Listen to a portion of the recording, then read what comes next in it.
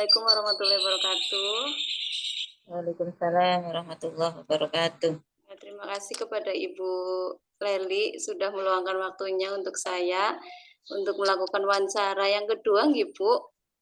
Kalau yang kemarin itu tentang penyebabnya, kalau yang sekarang itu tentang upaya atau solusi dari penyebab yang kemarin saya wawancarakan ke Ibu. Sebelumnya, perkenalkan saya Eli Suci, mahasiswa PPK dalam jabatan tahun 2022, kategori 1 periode 2 ya Bu. Untuk wawancara kali ini, saya ingin menanyakan ke Ibu tentang solusi atau upaya yang harus dilakukan untuk menyelesaikan akar masalah yang sudah saya buat kemarin. Kemarin saya ambil tentang minat belajar, Bu. Minat belajar yang rendah di sekolah, sama konsep pemahaman konsep tentang materi seperti itu, Bu. Langsung saja, Ibu. Untuk pertanyaan yang pertama, kita tahu bahwa minat belajar siswa itu rendah ya, Bu ya. Kira-kira model pembelajaran inovatif yang dapat digunakan untuk meningkatkan minat belajar peserta didik itu apa saja, Bu? Ya. Assalamualaikum warahmatullahi wabarakatuh. Waalaikumsalam warahmatullahi wabarakatuh. Jadi tadi ada kira-kira apa ya modul pembelajaran yang diterapkan untuk para siswa yang semakin hari semakin ini minat belajarnya berkurang seperti itu ya kira-kira ya. Seperti kita ketahui bahwa model-model pembelajaran itu banyak sekali. Di antaranya ada discovery learning model, ya, yaitu pembelajaran yang berupa penemuan atau pencarian. Nah, ini mungkin akan membuat para siswa juga akan merasa penasaran ya dengan diberikan sebuah model pembelajaran berupa penyingkapan atau penemuan pencarian ya, seperti itu dari sebuah kasus kemudian disuruh untuk menemukan jawaban-jawaban dari. Kemudian model yang kedua ada problem based learning model ya, berupa yang berbasis permasalahan. Nah, ini juga unik bagi mereka siswa-siswa kita jika diberikan sebuah masalah, sebuah permasalahan ya, kemudian mereka disuruh untuk memecahkannya. Ini juga sebuah trik atau tips untuk membuat para siswa untuk lebih bisa berminat dalam belajar. Kira-kira seperti itu. Dan yang ketiga, project based learning model. Jadi pembelajaran yang berbasis proyek. Dalam hal ini siswa diberikan sebuah proyek atau diminta membuat sebuah proyek yang mungkin sudah diatur tentunya oleh guru, sehingga kemudian dengan sistem sendiri-sendiri maupun kelompok mereka berusaha untuk membuat proyek tersebut. Jadi hal-hal tersebut mungkin ya bisa memacu semangat siswa-siswa kita untuk lebih minat dalam belajar dengan menyampaikan atau memberikan modul pembelajaran seperti itu. Mungkin kira-kira seperti itu, Mbak Eli. Oh, begitu ya, Bu. Nah, ketika ada model kan pasti ada media, Bu. Kira-kira media yang bagus untuk meningkatkan minat belajar pada peserta didik itu seperti apa, Bu? Oke. Untuk media pembelajaran ya yang kita ketahui juga bahwa media yang audio ya, bisa berbentuk audio atau mungkin juga visual atau juga audio visual. Jadi dua-duanya memang sangat-sangat digemari anak-anak zaman now ya, karena mereka itu memang seperti yang saya sampaikan pada wawancara sebelumnya, mereka itu lebih tertarik ketika melihat gambar atau gerakan gitu dibandingkan kalau kita mungkin hanya sekedar ceramah.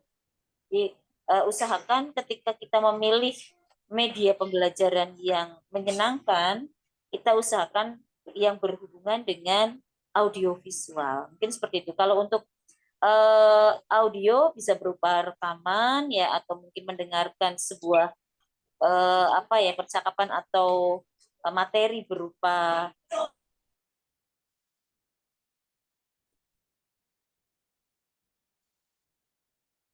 Ibu, suaranya hilang.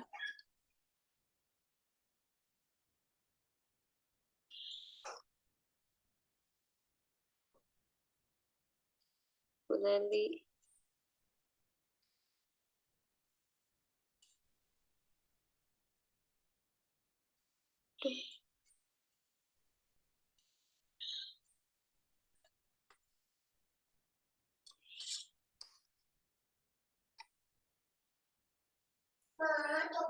Suaranya hilang. Hilang.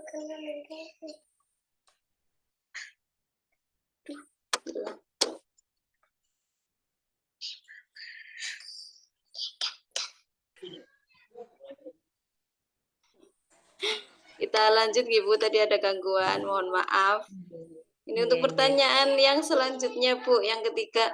Ini hal apa saja yang perlu diperhatikan ketika kita menerapkan suatu model pembelajaran yang inovatif di kelas Bu? Hal-hal apa saja yang perlu diperhatikan?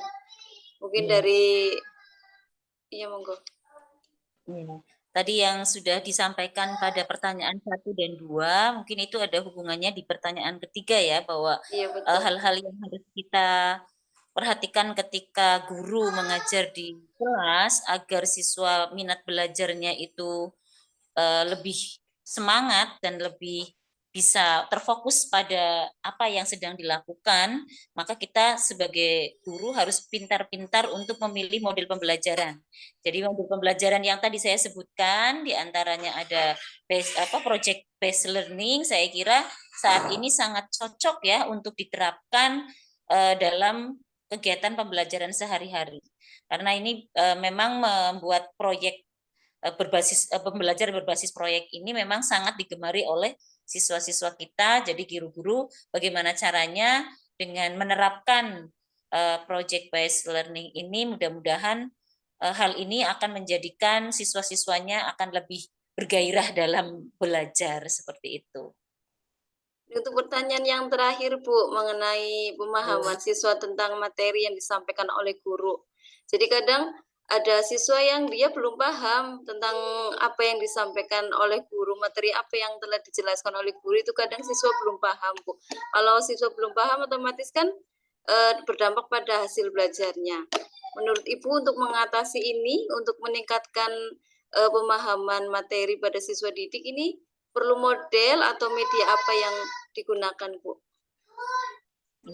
Iya, itu berarti tadi ada di pertanyaan nomor 2 ya, sebagai guru kita harus pandai-pandai berinovasi dalam mengembangkan model pembelajaran. Adapun media-media yang bisa dipakai dalam pembelajaran di kelas, tadi sudah saya sampaikan, mungkin kita bisa menggunakan berupa audio, kemudian juga ya contoh audio tadi ya, seperti rekaman, kemudian mungkin percakapan yang harus didengarkan atau menyimpulkan suatu cerita dari sebuah cerita yang didengar dari rekaman tip dan sebagainya, atau mungkin berupa visual. Visual di sini bisa berupa tadi menyiapkan PPT ya, PowerPoint di kelas sehingga anak-anak bisa tidak jemu kalau harus mendengarkan Bapak Ibu gurunya terus, kan mungkin ada kejenuhan. Oleh karena itu ada upaya dari Bapak Ibu guru untuk menggunakan metode atau model pembelajaran yang berbeda dari biasanya dengan menggunakan tadi media pembelajaran yang baik visual maupun audio. Lebih bagusnya lagi mungkin di audio visual tersebut sehingga anak-anak lebih tertarik karena ada gambarnya, ada suaranya seperti itu. Seperti PPT ya Bu ya? Nggih, PowerPoint gitu ya? Seperti kalau PowerPoint ya Bu? PowerPoint itu lebih ke audio, visual ya, ke Visual. visual. Tapi kalau bentuknya seperti rekaman TV, apa namanya, film dan sebagainya itu memang ke video, audio visual gitu. Ya, jadi combine lah antara audio visual itu jika digabungkan pasti akan menarik gitu untuk ke anak-anak kita. Iya. Terima kasih Ibu. Mungkin itu saja yang bisa saya ajukan pertanyaan tentang sesi yang ini ya Bu ya.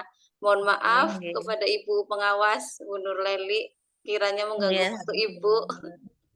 Senang bisa membantu. Ibu, terima kasih. Sama-sama Mbak Eni. Assalamualaikum warahmatullahi wabarakatuh. Waalaikumsalam warahmatullahi wabarakatuh. Saya live ya. Iya, terima kasih Bu. Assalamualaikum. Waalaikumsalam, hati-hati di jalan, Bu. Yeah.